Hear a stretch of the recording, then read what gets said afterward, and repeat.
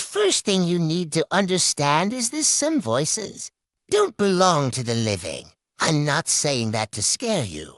I'm saying it because I heard one, and I'm still not sure if I survived it. The man who told me this story, his voice was deep, heavy like gravel being crushed under slow-moving wheels. The kind of voice that made you stop whatever you were doing and listen. Not because you wanted to, but because something inside you knew you had to. He didn't introduce himself. He didn't smile. He just leaned closer and said, "Have you ever heard a voice that knew your name before you spoke it?" And then he began. It happened to him years ago. A small town, one of those places where nothing ever changes, where people know each other's names, and where nights fall to quietly. Shifts at an old records office on the edge of town. The building was ancient files stacked to the ceiling, just hanging in the air like it had been there 4 decades. Untouched, but there was one rule everyone followed after 2 a.m. You do not go to the basement. No one explained why. They just said it casually, like it was obvious. Like saying don't touch fire or don't jump off a cliff at first.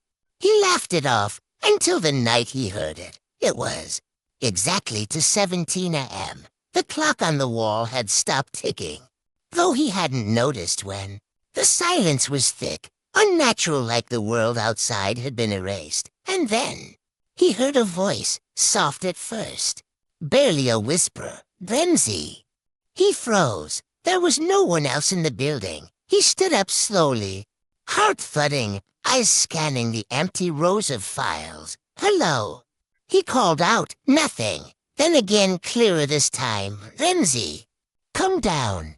The voice was coming from below, from the basement. Now here's the strange part. He told me he didn't feel scared at first. He felt pulled, like the voice wasn't just calling him, it was guiding him, wrapping around his thoughts, gently pushing him toward the basement door. He walked to it without realizing.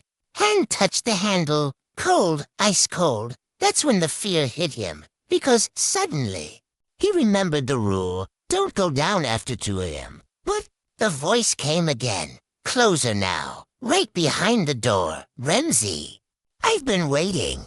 His breath stopped, slowly. He opened the door. The stairs were dark, not just dim dark in a way that swallowed light.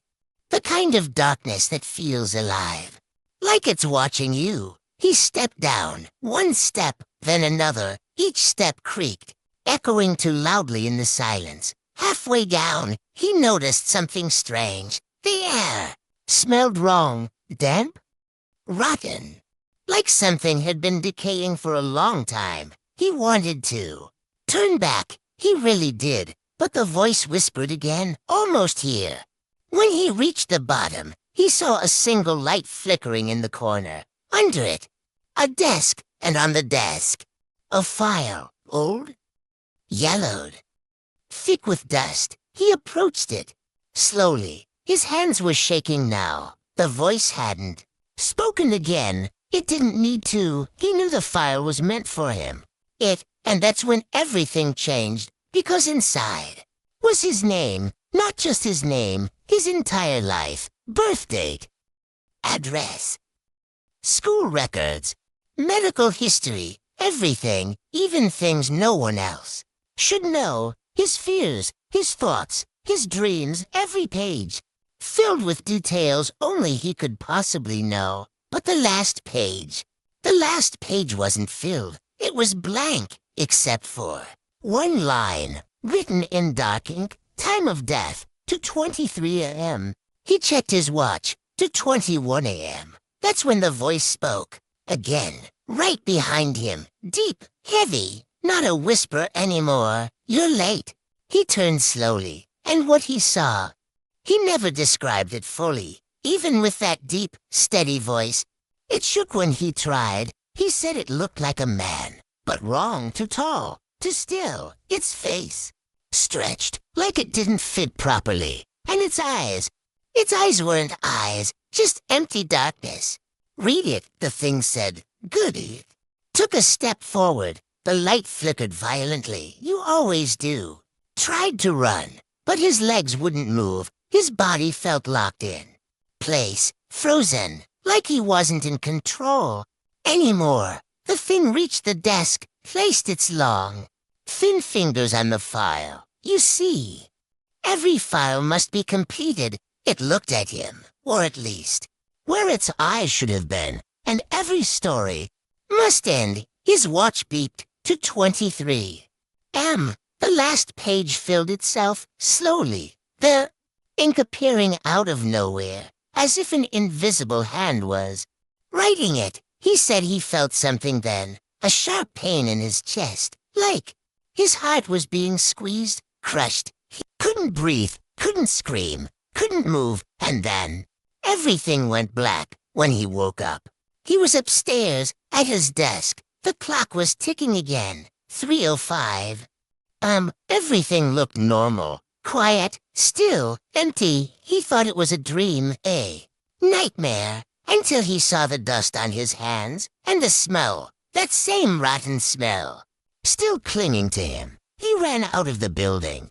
That night, didn't look back, didn't stop. The next day, he quit, never returned, never told anyone, for years, until he told me. I asked him one question. If you left, then how do you know what happened after? He didn't answer immediately. He just stared at me, long, silent. Then he leaned closer, and in that same heavy voice, he said, because I went back. My stomach dropped. Why?